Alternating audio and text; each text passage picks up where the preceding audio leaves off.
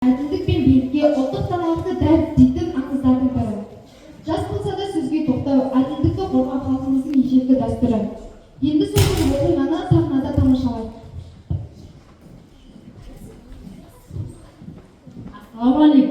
Ассалаумағалейкум. Сәлем бердік. Бізде бір қой бердік. Бұл Алланың белгісі жасын. Көрші ауылдың сыйлықты болсын. Жасаған ем дәндерің артсын, ырыстарың молайсын. Жоқ, бұл қойға мен батамды бермеймін. Ей шағым, бұл қалай? Үлкендердің батасын қайдап тастайтын кімсің? Дәстүрге қарсы шыққаның ба?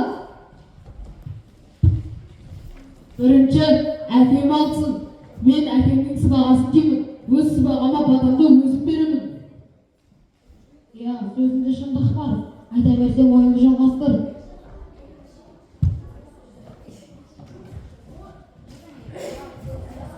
Сыбағама келді құлын, қалдырмай астымын. Билер тойынсын, алайын мен тыйын.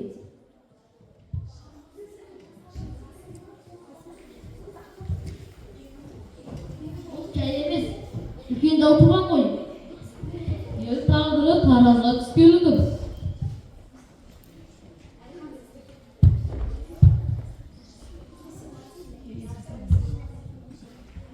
Еге, тіпті бешінде халық жиналып тұр. Бәрі сіздердің жүзіңізді күтуде.